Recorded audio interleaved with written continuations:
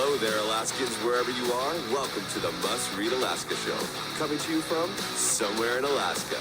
This is the place where we talk about, you guessed it, Alaska. Where we keep the mainstream media on their toes and where we are standing up for what's right in a world run by leftists. You can find out more by heading over to mustreadalaska.com and also checking out the Must Read Alaska YouTube channel for some really great content. But first, let's get this party started.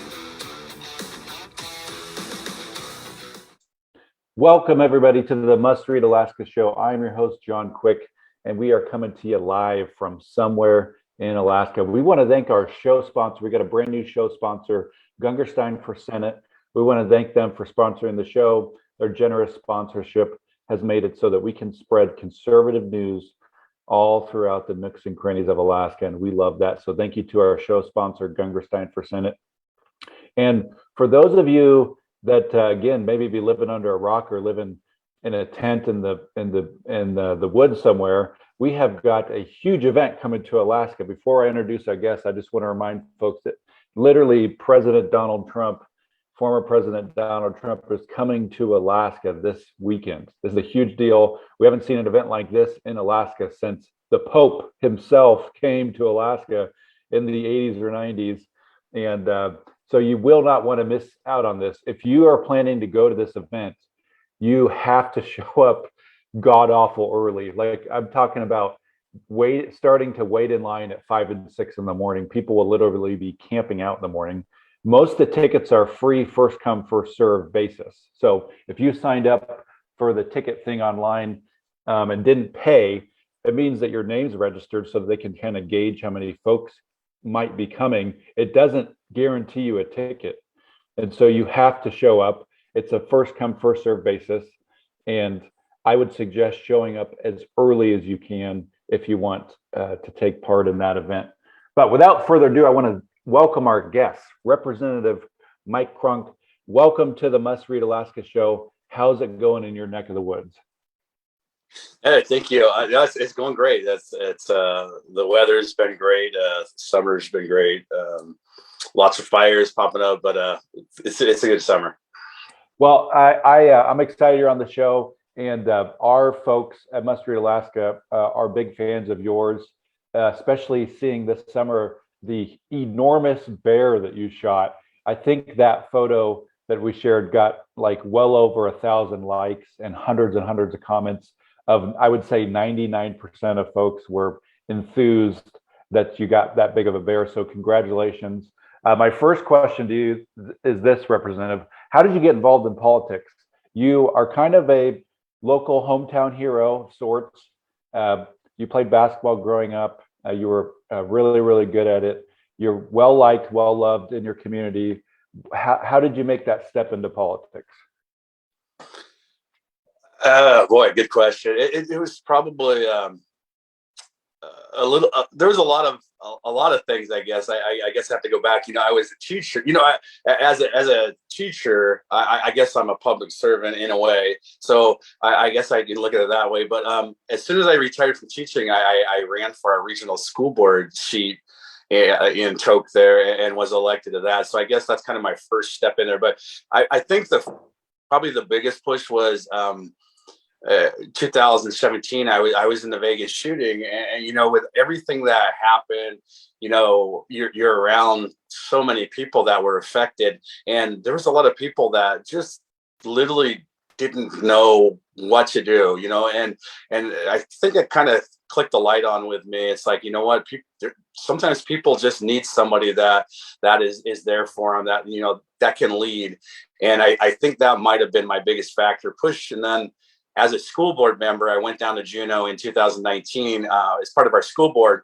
And we met, obviously we met lots of legislators. That was my first time in Juneau in the Capitol. And so we started talking with Representative Dave Tallarica, who was my representative at the time from Healy. And we really hit it off and had some great conversation. And I think Dave was kind of hinting, hey, are you interested in getting out of this? And the conversations continued, and pretty much, I would say Rep. Tallarico had a big role in me deciding to run and file for the seat. So was your first race daunting, or did you kind of have your feet wet a little bit because you already ran for school board? Nah, the school board was pretty much just a, hey, I'm going to run for school board, vote for me thing. Yeah, the race it was overwhelming at times, and I not having, paying somebody to be your campaign manager and learning everything on the fly was really interesting. And, believe it or not, it feels like it was just yesterday, but it seems like I forgot everything that we'd already done 2 years ago. But it was pretty daunting at the time. It's such a big district. And I had 4 other candidates running against me at the time. So it really kept you on your toes, and you had to make sure you're being a presence as many places as you could. Well, your district is enormous. I feel like you and Representative Rauscher maybe have some of the bigger districts out there, probably bigger than some actual states are size-wise. Tell us about your district and some of the odds and ends of what it takes to, feel like people in your district are getting a fair shot at getting their voice heard. I bet it's got to be very tough to do. Well, when you go from District 6, which I'm the representative for now, to the new district with redistricting 36, it's really overwhelming. We went from I pretty sure, we haven't looked at the numbers exactly yet, but I believe I am in the largest landmass district in America right now. I think I have more landmass than just Pawcatuck up in, I'm not sure what his new district is. It was 40 at the time. But one session, or during one floor session, I was sitting there looking at the new map, trying to figure out how many communities we have, and it's between 50 and 60 communities, and a majority of them are off the road. So I go from McCarthy to Art Village, down the Yukon, all the way to Holy Cross now. We're the districts, that whole area may have had 4 representatives last year. Now it's only going to have 1, and it makes it really tough. I will do my absolute best to be a voice for everybody out there, and I think people know that, but it's really tough to have such a huge district that is very difficult to travel to. We just did a float trip on the Yukon with Tanana Chiefs Conference. It was a 5-village trip, so Ruby, Galena, Kayakuk, Nulato, and Caltag, and it was great to actually be in a village and see that. But that's really not a reality, to be able to hit all the villages and all the communities that I serve that are off the road system. So it makes this a real challenge, and obviously having the funds to charter planes and get it's, I want to say, almost impossible, but nothing's ever impossible. So we'll do our best to get the message out there.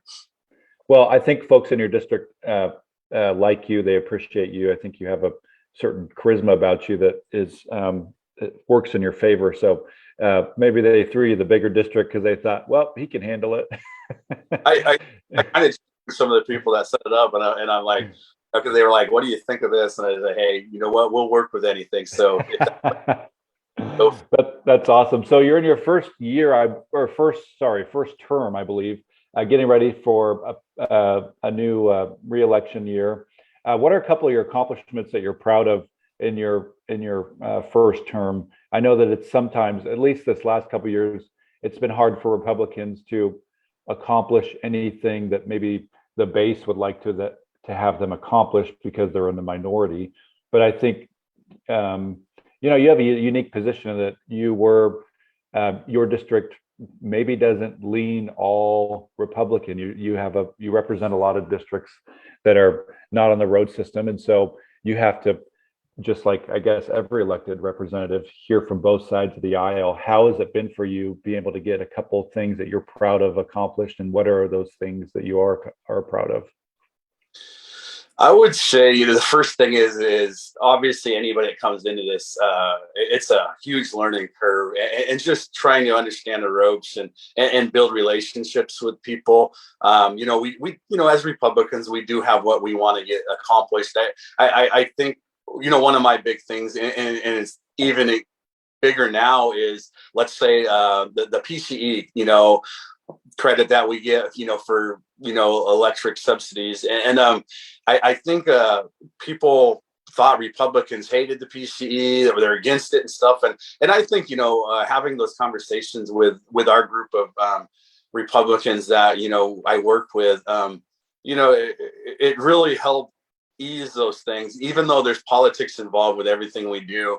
I'm really proud of the group of people that I work with, because they're more than willing. This is not urban versus rural at all. I think our group of people want to help Alaska. The team that I work with is truly a team that is more than willing to work for urban and rural Alaska, and I appreciate them so much. And I think building those relationships with our group of people that we have, I absolutely trust the group of people that I work with. And I think that's rare down in Juneau, and I think they trust me as much. So I think that's probably one of the biggest accomplishments, is just building those relationships, building a team down there that I believe is ready to do some really good things. If we're in the majority this year, which I totally expect us to be, we're ready to work on those things. And I think I had a firefighting bill that I worked on that passed unanimously through the House and the Senate, that is going to help, rural Alaska firefighting crews, but ultimately it helps all of Alaska, because we need to be building our own firefighting crews. We're going to have fires pop up everywhere. It doesn't matter if it's in rural Alaska, urban Alaska. And I'm really proud of that bill, and some of the other bills that got passed that are going to help, strengthen public safety across rural Alaska. What's the firefighter bill? What's it specifically do to help rural fire stations or smoke jumpers or whatever it is in Alaska? I'm interested to hear. Okay.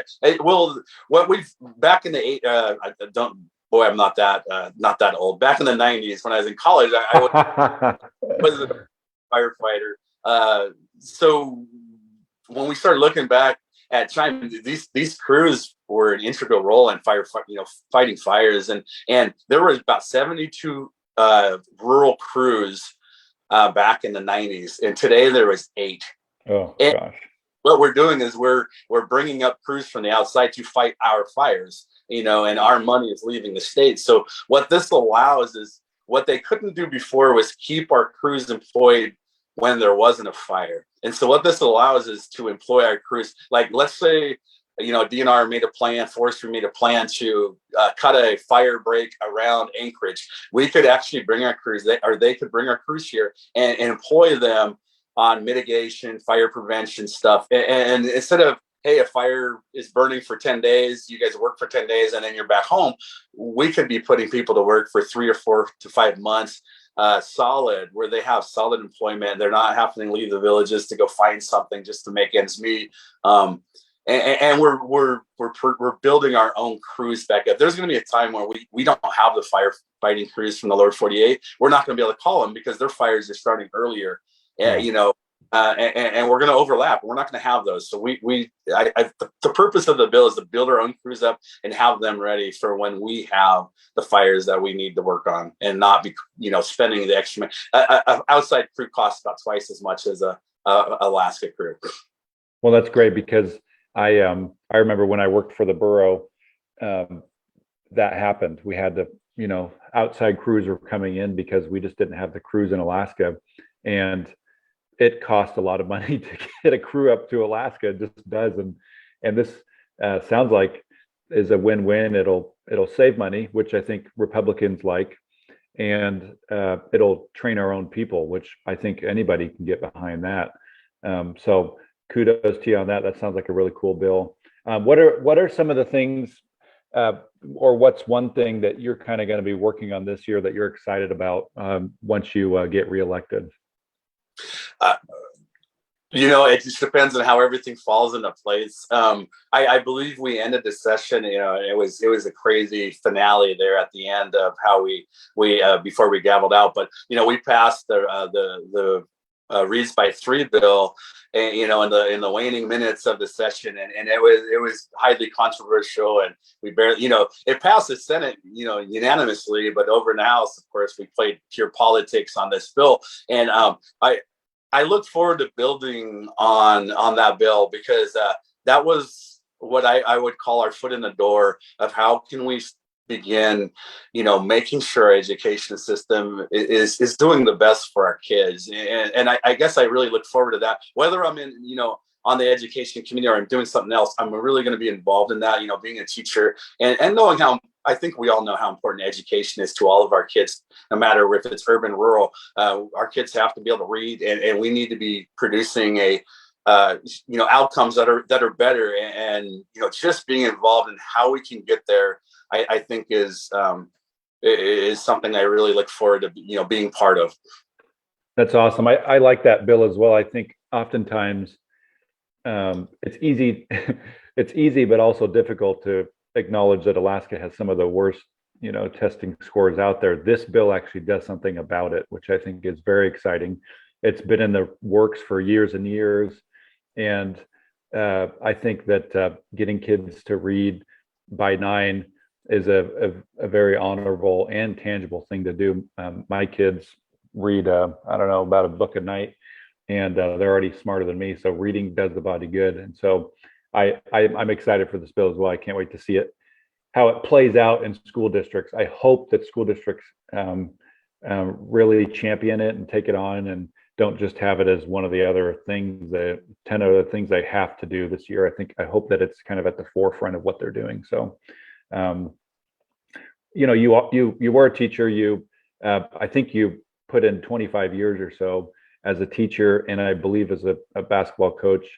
Do you ever miss that? I know that I have some friends that are teachers here where I live, and they're the teachers kind of that, all the kids love. And we all had a couple of those teachers in our lives that we will always remember. And those teachers really seem to love what they do. And you strike me as somebody who's like that. Do you ever miss that part of your life, teaching and coaching, or maybe you still coach? I don't coach anymore. I'm not sure when I'd have time to do it. Sometimes people ask me that, and I'll quickly answer, no, I don't at all. I really, truly do. I really miss being around the kids. I'll be honest. Teaching is hard. I don't think people realize what we've added to teaching over the years. From when the first time I started back in '92 to when I retired in 2017. They just add. It seems like we're adding more and more. We are giving teachers more and more to do, and I don't think that's fair. But I do miss.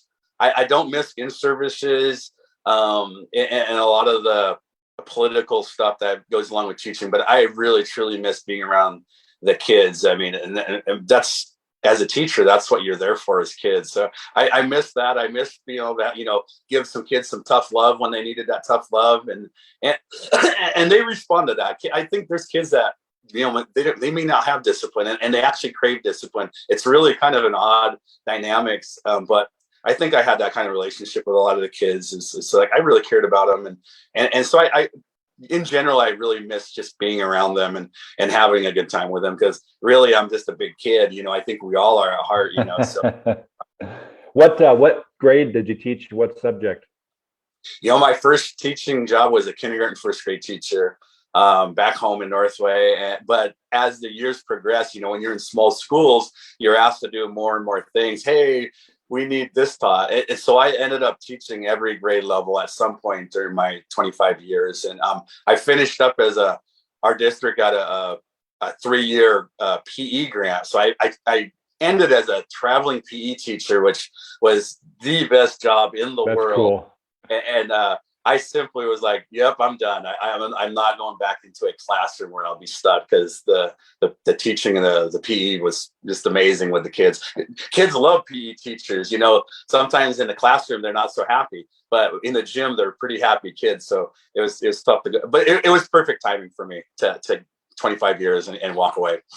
That's awesome. Well, I think sometimes, one of the things that I like about the community I live in is that we have awesome teachers, great schools.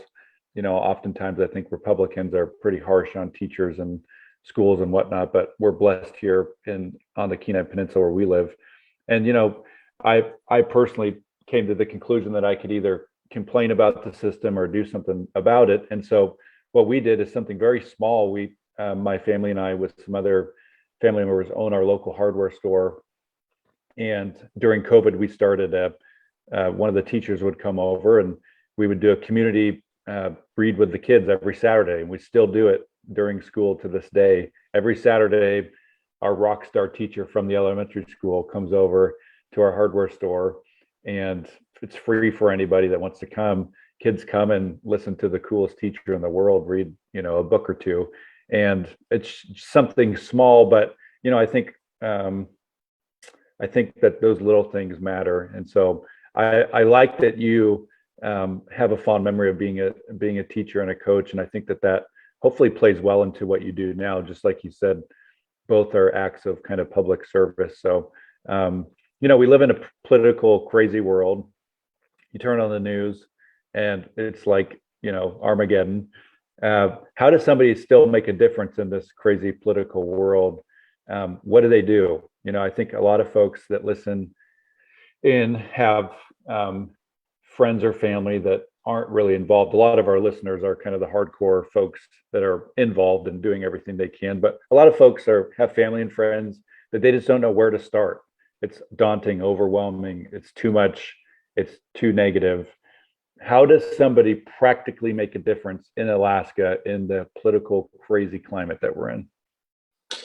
That's a great question. And it's really, boy, the last 3 weeks I've been, paying attention a lot, I don't want to say a lot more, but just reading things. And I am really, I guess is the only word I can think of, is saddened at seeing the negativity that's involved with so many campaigns. And as if I was just a voter, I want to know what you're going to do. I don't personally care what the other person that, if you're running against somebody that was, an incumbent or something, what they're doing. I want to know what you're going to do to help fix it versus, doing the negative attacks. I would say, I think you have to obviously be a pretty strong person to be able to shut off the negativity part of it.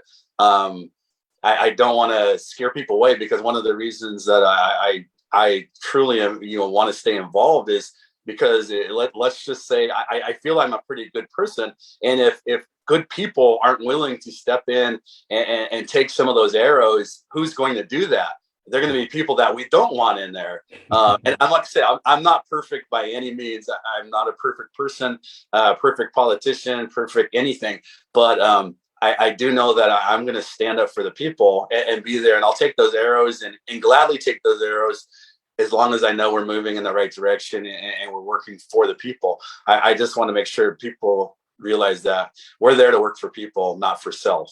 And first and foremost. So people showing up to, let's say assembly meetings or borough assembly meetings or city council meetings, writing letters, phone calls, do those things help or work? Is that something that's kind of like a simple kind of foot in the door, how somebody could make a potential difference? Or is that stuff just waste of time? No. I believe that's very important. I want to make sure everybody knows their voice is heard, and however they do that is very important. You look at a place like Anchorage, those assembly meetings and stuff, and what I appreciate those people going there and voicing their concern. It's their frustration. They deserve to be able to have a place to voice those frustrations and concerns, because they live here. And I don't ever want to negate the fact of a call in, a letter, an email, or coming in person, because I do believe that is very powerful. Sometimes people have their mindset already, and it may appear that it doesn't matter, but I would never want people not to do that, because that's the only way. In fact, I had a phone call the other day of a situation, and they thanked me for dealing with it, and I had to thank them. I was like, thank you for calling, because I would not have known about that situation. I am not God. I don't have this radio link to everywhere in Alaska.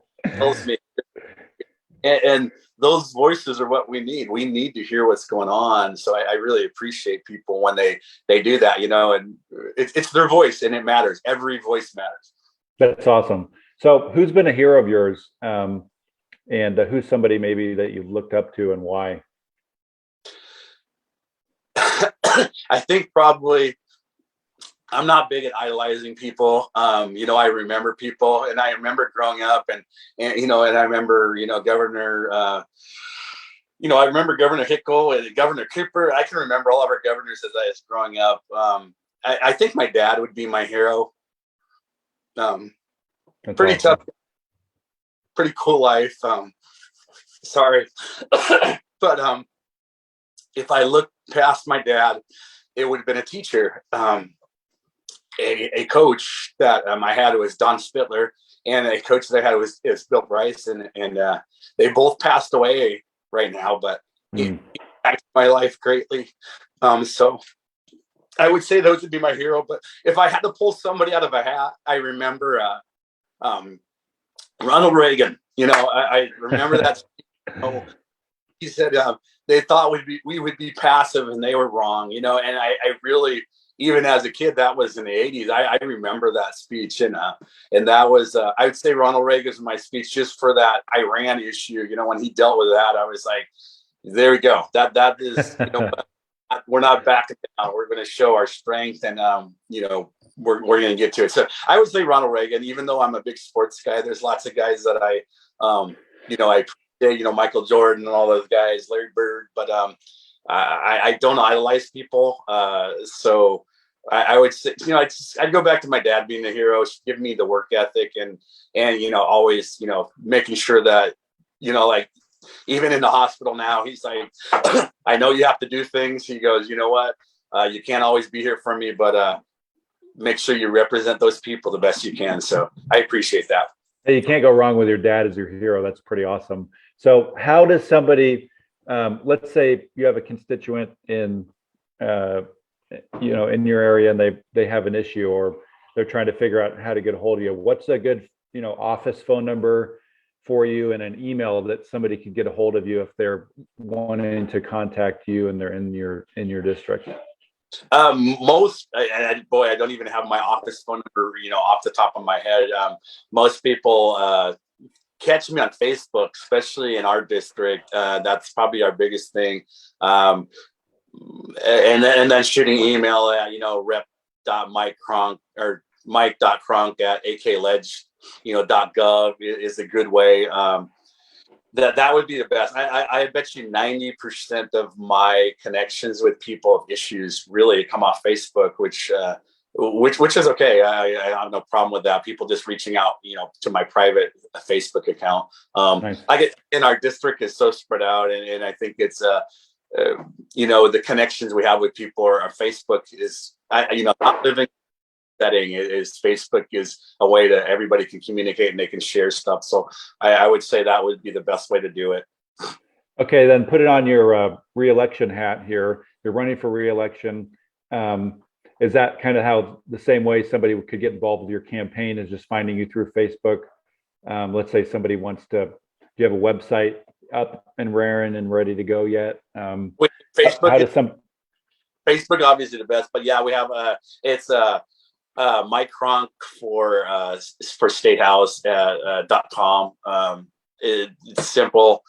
Go there. But Facebook is probably the easiest. Like I said, everybody seems to connect on Facebook. I can, reach out and help them get connected and help however they can. Awesome. Well, do you have anything else that we missed that you want to cover? The floor is yours.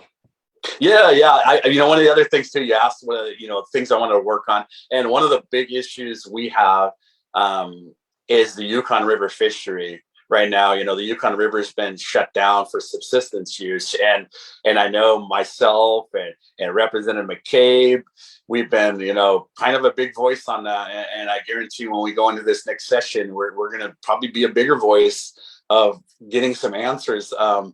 I just don't feel that we're doing enough.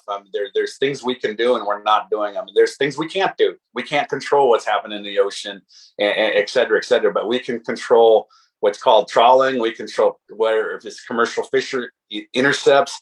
Those are things we can control, and we control them now. So we want to make sure things are being done. That was the biggest issue as we traveled the villages a couple weeks ago. Me and Senator Bishop was with TCC, and it was, we can't fish. And they are a fishing society. They've been fishing for or the Yukon River. And when our people can't fish and put food in their freezers, it's a big deal. It's a big deal. And I want to make sure it stays a big deal. Yeah, I feel like the sports and the smaller commercial fisher guys, they've been suing each other forever. They've been suing the wrong person. The huge trawler bycatch, in my opinion, is what is destroying the fishery industry in Alaska. They catch, for those of you that don't know what we're talking about, just go Google trawler bycatch or trawler. The nets that these things have are literally like 5 times the size of a house. And it's just crazy. They're allowed to go out, 3 miles outside of the shore and do whatever they want to do. And unfortunately, it's destroying the entire fishing industry in Alaska. So I appreciate your thoughts on that, and I hope that you can make some headway there, because, man, I want to see sports guys catching huge kings, and I want to see commercial guys with their nets full. And I think we can get to both, hopefully here in the next couple of years. So anyways, thank you, Representative, for joining us on the Must Read Alaska show. I wish you nothing but success in your bid for re-election, and hope you win. And I hope you're able to accomplish those things next year as you go to your second term. We want to thank our show sponsor for sponsoring the Must Read Alaska show. It's because of your sponsorship, Gungerstein for Senate, that we're able to spread the conservative news all throughout the nooks and crannies of Alaska. So thank you so much, Gungerstein for Senate, for sponsoring the Must Read Alaska show. It's pretty awesome. We're going to be on, I believe, with Gungerstein for Senate on Thursday. And then I have Richard Best, city council member from Palmer, on Friday. So it should be a treat for everybody. And then, of course, the Donald Trump event on Saturday. Hopefully I'll be doing some live streaming and some interviews there Saturday in Anchorage. But until Thursday, from somewhere in Alaska, I'm John Quick signing off from Must Read Alaska. Thank you so much for joining us, Representative. We really appreciate it. Thank you.